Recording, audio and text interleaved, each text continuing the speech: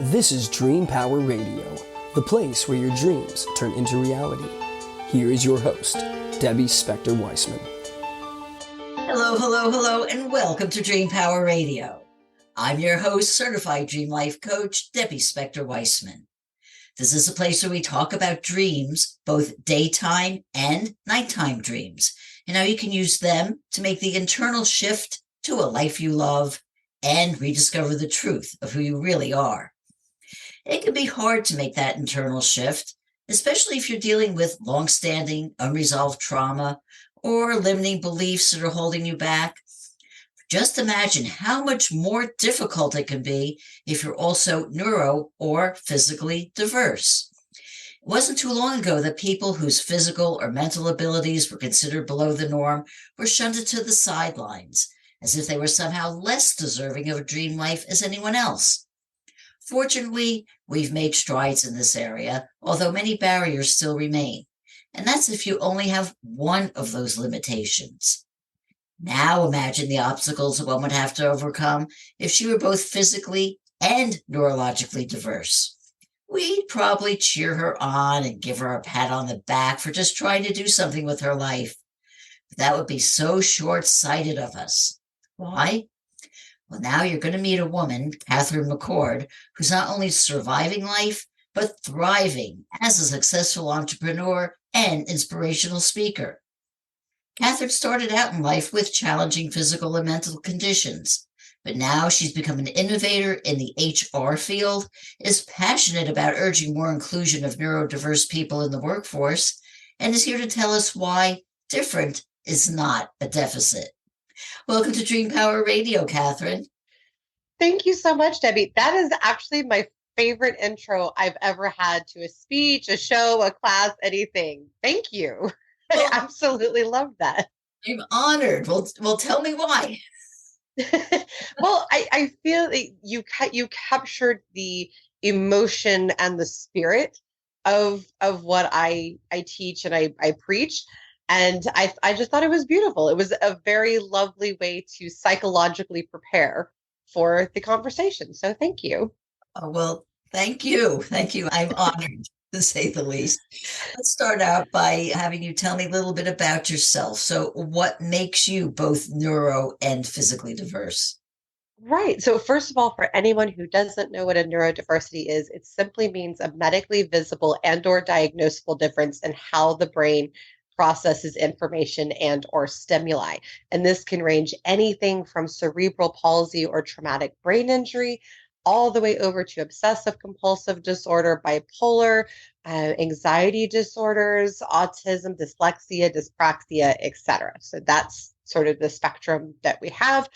I have several neurodiversities. The two that I talk about the most are my obsessive compulsive disorder, which for me manifests primarily in my obsession with even numbers. And people go, oh yeah, well, I like this over that. No, it's not the same thing.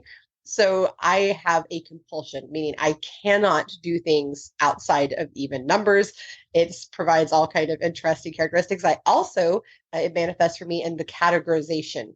So I love to categorize things. So for instance, if I'm eating M&Ms, I put them in their colors. And sometimes if they have different kind of shapes to them, I'll do that. And so I love to categorize things. And so that's a huge manifestation. And then I also have bipolar 1, which is a fascinating diagnosis for me. And it manifests in, a lot of people think that means your mood changes very frequently. That is not accurate.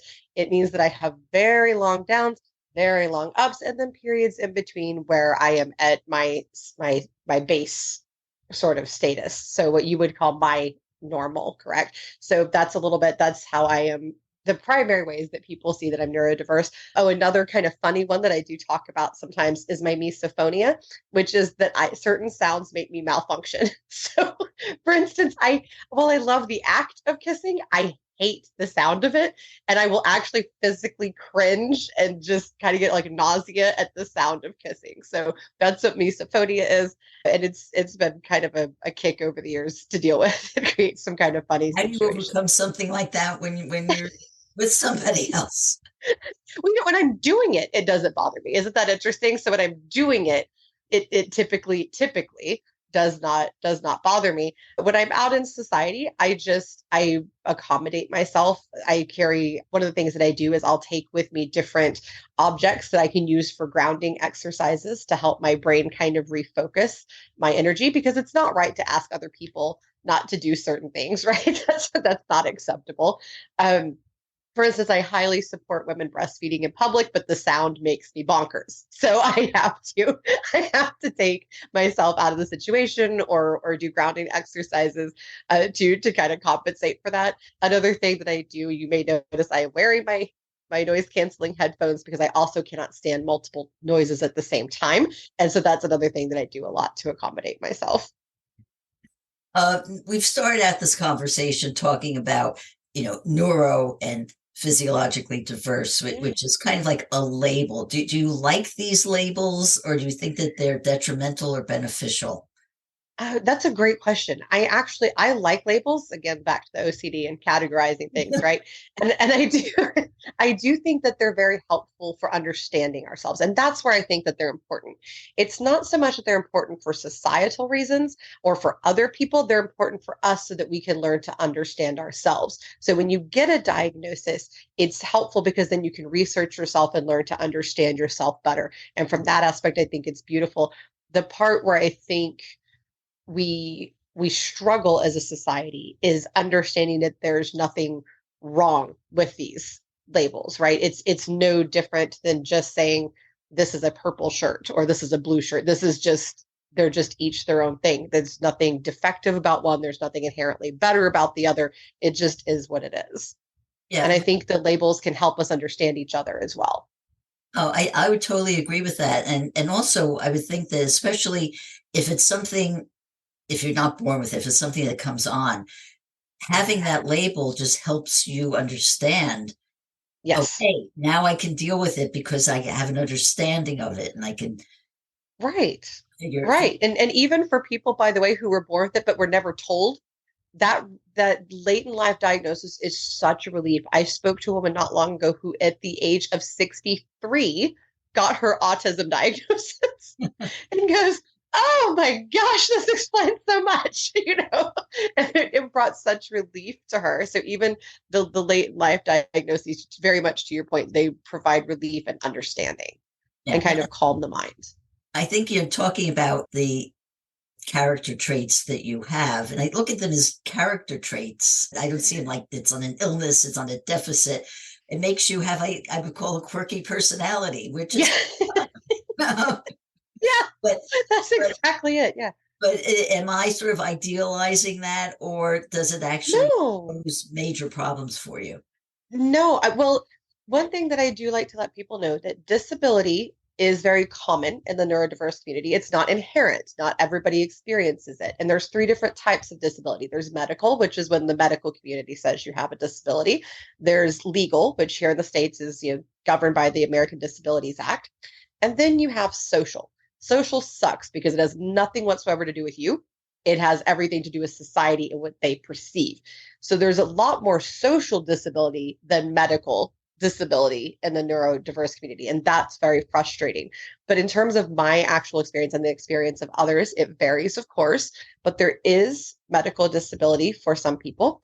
For instance, with my bipolar, it's freaking terrific a lot of the times, honestly. Like, I love my manic cycles. They can be very helpful. I work at 90 to nothing. I'm highly creative.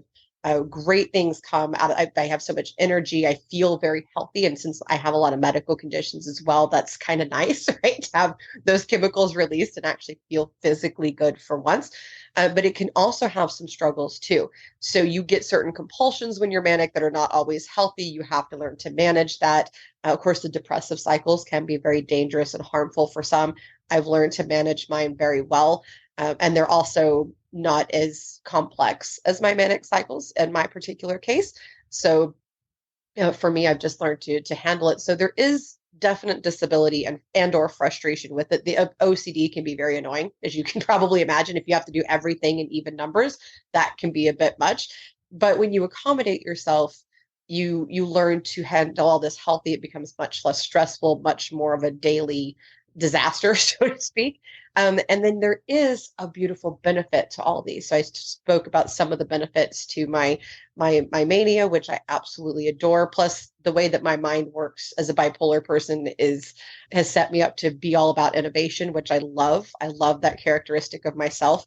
And we're designed as humans to balance ourselves out, right? So where there's a struggle over here, we have benefit over here, and science is finally catching up to that with studies from Harvard. The National Library of Medicine has multiple studies published on this. Hewlett Packard, actually, of all places, did a great study around this, talking about the benefits of neurodiversity and how, in fact, we do balance ourselves out. So these things are not deficits, they are, to your point, characteristics and just kind of manifestations of what's going on inside of us. So no, I think that it's not to gloss over it. I don't think it excludes disability to say that, because disability and or struggles are part of the human experience, right? So yeah, it's just a characteristic. That's all it is. But I'm sure as you've gone through life, there have been times when people maybe bullied you or excluded you or did other negative behaviors as a result of the person you are. How did you handle that? So I am a very unique person in this way. And number one, I realize that you haven't spent a lot of time with me in my personal life. So I'm going to kind of give a reference. Have you ever seen the show Designing Women by any chance? Yes. Okay, yeah, okay. So Julia, that's me. That's my mom. There is no picking on me. That's just not a thing that's going to happen in your life. And if you try, well, you're going to pay for that mistake. But I also just kind of never cared. I was kind of born with this funny sort of feeling of like, well, if you don't want anything to do with me, that's your loss. Sorry for you. It just kind of kept going on with it. But a lot of people in the community absolutely experience that. And I have still had discrimination against me. People that thought I couldn't do something because of my medical conditions or because of my neurodiversity, things like that, certain assumptions. Most people are intelligent enough that I can quiet those for them and I can help them understand and see that everything's okay.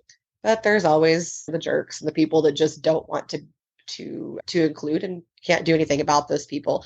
But it absolutely is a problem in the community. I've spoken to a lot of people in my work that have had horrible trauma, even from their own parents. And that's the one that really just kills me. That's got to be that when yeah, it's parents. It's awful, and a lot of what it is it's unintentional for a lot of parents. They think that they're helping, they think that they're helping by saying, be normal, stop being like this, be normal. That'll make your life easier. Well, it doesn't. It creates a lot of psychological damage and a lot of emotional trauma.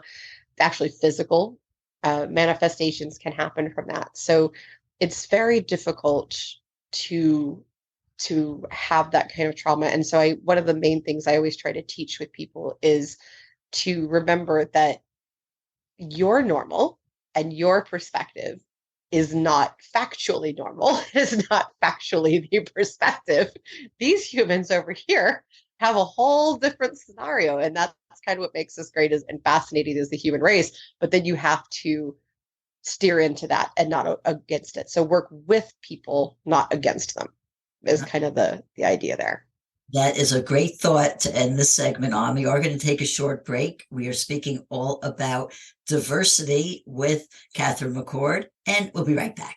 Hey, this is Debbie Spector-Weitzman. I have a question for you. Are you a business owner with big dreams but struggling to turn them into reality? If so, I'm here to help you. I'm offering a free Dream Big Business Breakthrough Session where we'll identify the biggest challenges holding you back and create a plan to overcome them. Don't wait too long because this offer won't last forever. Take action today and book your free Dream Big Business Breakthrough Session with me by visiting my website, thedreamcoach.net. Let's make your dreams a reality together. Welcome back to Dream Power Radio with your host, Debbie Spector-Weitzman.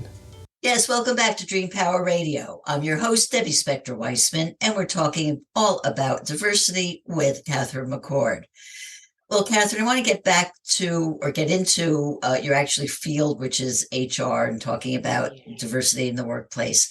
But let's start at the beginning, because when most little girls think about what they want to be when they grow up, they talk about being an artist or a sports star, or a doctor, or a teacher, or something like that. You're the only person I've ever encountered who decided on a career in HR when you were a child. What's that about? What's that about? Like, what happened here? This is so weird. So my mother was in recruiting when I was very small and eventually into full on HR. And she would take me with her. Both of my parents would take me to work with them and let me experience their careers, which is interesting because my father is an educator and I also speak and educate. So I kind of ended up going, following both of them in my own way. And so I would watch my mom. I would watch what she did for a living. I would ask her a lot of questions about it. I was a very inquisitive child. And then I would make her act it out with me as I sort of processed what it was that she was doing. And so I would set up conventions because that was one of the scenarios I'd seen, and we would do that. And then I would set up interviews and applications for her, and she would fill them out. I would ask her questions, and I even fired her once, which was super rude. Like, I was about 5 or 6 years old. I don't remember now what she did, but I fired her. And so I just kind of owned it. And then I always also knew from a very early age, not quite that young, but I also knew pretty early on that I wanted to have my own business because I saw that those were the people making the real changes too. So yeah, so that's kind of, but it was my mom. It was really just that simple. And she had the sense to have me around what she did, and kind of show me the adult world from a young age. So it worked out pretty good, I think. Right. And she was supportive of you in all aspects then. Oh my gosh. Both of my parents were extraordinary human beings, and they were very intentional parents. Everything they did had a purpose to it. And so my mother tells me, I don't remember now what it was I was doing, but she tells me the story of walking in when I was about 3 or 4 years old and seeing how I was interacting with my toys and going, oh, that's not right. Like in her mind, she realized the obsessive compulsive disorder very, very early on. But they never made me, that's what she thought in her mind, but it never came out, and so she immediately went to my dad. They worked out a kind of a plan, and they never made me feel strange or odd, never made me feel like that was wrong or bad, or that that was a defect in any way. They just steered into it like, okay, well, this is what she's going to do, so let's just roll with it and let's just do these things, and really supported me. They harvested independence for me. I was kind of naturally inclined that way, and they just said, all right, so let's just milk it for all it's worth, and taught me to be super independent, which I'm eternally grateful for. And they've supported me always along the way. And they'll tell me when I'm messing up, but that love and support is always there, 100%. That is so wonderful to hear. And sad that not everybody can experience that. But Yeah. that is so great. And in my introduction, I used the term different is not a deficit. I actually stole it from you. You did, which I loved. Love it. So how have you used being a neuro and physiologically diverse person as an advantage in your workplace? Hugely. So number one, I steer into what's different about me. I learned that again from my parents, right? Just steer into it. This is who you are, so just roll with it. And so, my natural inclinations are to find the best way and to find the most streamlined way. Again, that's back to the obsessive compulsive disorder, right? And so I steer into that. And so that's led me into a lot of innovations. I'm superb at efficiency. And I'm really great at building out systems, because another interesting manifestation and side effect of all of my neurodiversities is this 3D model thinking that I have, where I can just kind of go into my brain and picture this whole thing and what it needs to look like, and kind of get a Hawkeye view of the situation, so to speak, right? And then just go through and build all of those things out. And so I've used that very, very much in my work and in teaching others, how to do different things. And I have very keen emotional intelligence and ability to read people in a very unique way because of another one of my neurodiversities. And so I really hone in on that, and I use that as I'm teaching and I'm training, because I can watch their interactions and pivot according to what I'm seeing with them. And it's been very helpful. It's made me really, really good at interviewing as well. So I use all of those kind of things and be different. And in terms of the physical diversity, I use that to connect to humans, right? To let them see and to show the vulnerability, which was so hard to learn to do, by the way. I am not naturally like a share everything about myself kind of person. That took so much practice. But I've started to learn that sharing that it helped other people to understand. And also when I explained things to people openly, then it didn't stress them out anymore. And what I noticed is that people stopped seeing it as a defect when they saw that I was okay with it. They're like, oh, okay, it's no big deal. And so when I would tell it to them as no big deal, then they would receive it that way. So for instance, I have seizure activity quite often, and you'll see twitches on the left side of my face. And a lot of times it looks like I'm winking at you. And so I tell people, like, okay, if you see this, don't worry. I'm not trying to pick you up or anything. Like, I'm not trying to get a date with you. This is like, this happens sometimes. No big deal. I can keep working. Just don't worry about it. And then they're like, oh, okay. And then they see it. They might kind of giggle a little bit, and then off we go. It's just no big deal. So I think, creating the vulnerability, using kind of those, kind of gifts that I have from those aspects, and then also learning to use it to connect to the other people and to kind of decompress them a little bit has been really, really useful for me. That's a wonderful gift and attribute to have, because I imagine that most employers want to have, I'd say, for lack of a better word, homogenization in their work. Yes. Everybody's kind of the same. And the fact that you can make people feel at ease with somebody who doesn't fit into that perfect mold that they want to have is the kind of thing that makes you that kind of beneficial person, and shows and also leads the way and shows people that you don't have to be this little perfect, monotonous kind of person who into the system. It's so true. And that is exactly how I'll introduce diverse candidates is I'll say, hey, this is so cool. This person can do this and this. It's amazing. And if the person wants me to disclose for them, I will. Sometimes they do, sometimes they don't. And I just kind of present it like, hey, this is so cool because of this, they could do this. And it's so great, and it really just relaxes people, and it helps them to see the benefit of what's going on.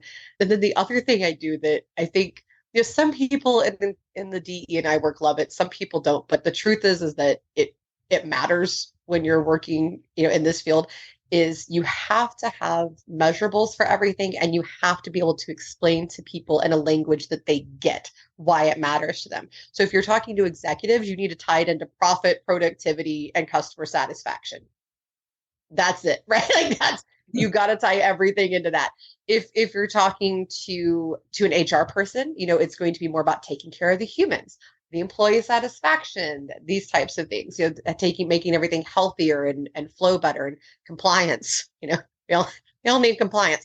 And so you have to learn how to kind of have those conversations. So that's another thing I do is I kind of pivot how I speak based on my audience. And again, back to the neurodiversity, my brain's just like, oh, these type of people, appreciate this and this and this and this. It works. Yeah. Can you give me a sort of brief conversation that you might have, let's say, with an HR person? You're trying to get them to be interested in a prospective person. So it's HR people are usually the easiest buy-in, actually. So I'm going to pivot that, if you don't mind, and answer for a hiring manager, because HR people usually just kind of roll with whatever the recruiting person sends them. So on the hiring manager side, so one of the things that you have to work with them on is understanding that having a mental image of what they want is counterproductive. It doesn't work. It just doesn't. It creates bias, it creates problem. And that what you really need to do is solve this problem, that all these little inconsequential details that they've decided are so important don't actually matter. You just need the right human. So here you go. Here's how you do it. So what I do is I get to know them, and I figure out the things that make them tick. So what is the main problem that they need solved? And I need to tie my candidate into how they're going to solve that problem immediately, right? And then you have to find a way to personally connect them, because human beings are designed so that when we personally care about something, that trickles into everything else. If we can make a personal connection to something, then there you go.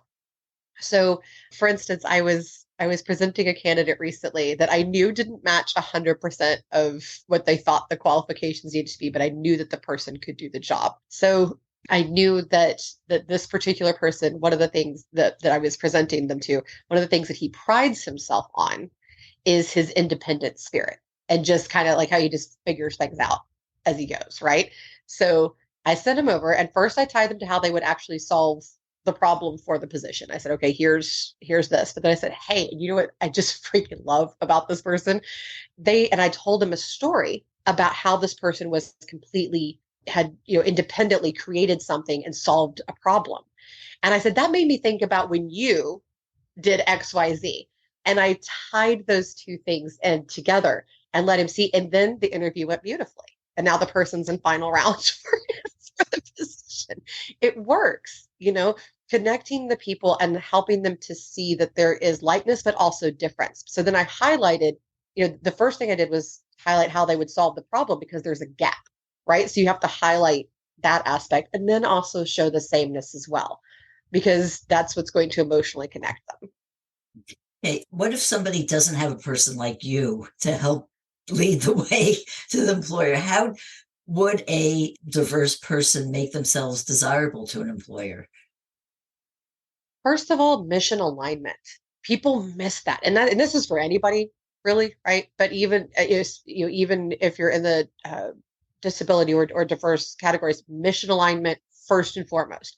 When you are on the same trajectory, then you are going to do better, and you want to let them know, hey, we are mission aligned on this. I am right there with you. I love your work. This is awesome. Here we go. Let's do this.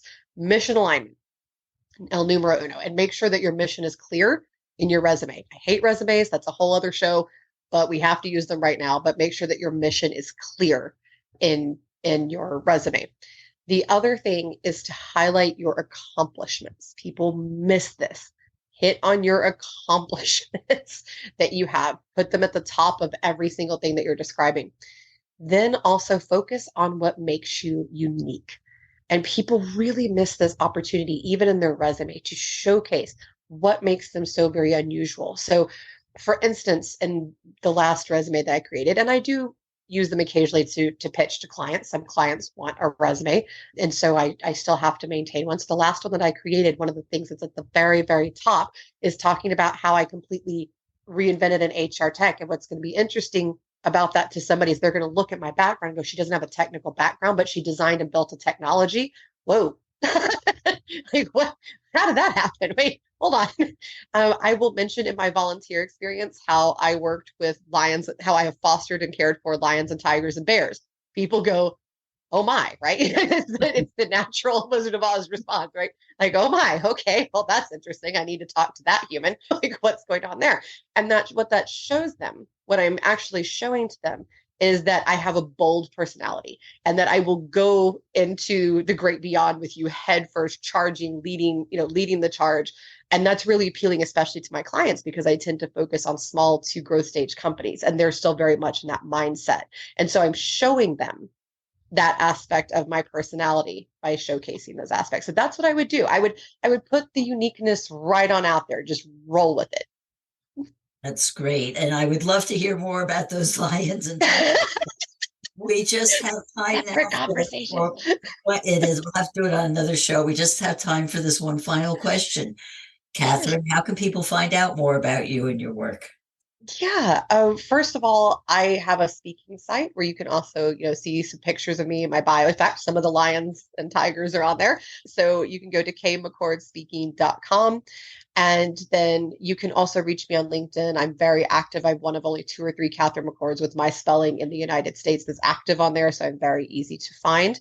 And then you can go to my website, my professional website, which is titanmanagementusa.com. And I welcome any questions or interactions that someone may have. That's wonderful. Katherine, thank you so much for being on Dream Power Radio today. Thank you. It's been a blast. I really enjoyed it. Oh, well, thank you. We've been speaking about diversity in the workforce with entrepreneur and inspirational speaker, Katherine McCord. I hope you've enjoyed today's program. If so, please hit that subscribe button so you don't miss out on any future episodes. Until next time, this is Debbie Spector-Weissman saying, sweet dreams, everybody. You've been listening to Dream Power Radio with your host, Debbie Spector-Weissman. For more information on Debbie or to sign up for her newsletter, go to dreampowerradio.com. This has been Dream Power Radio.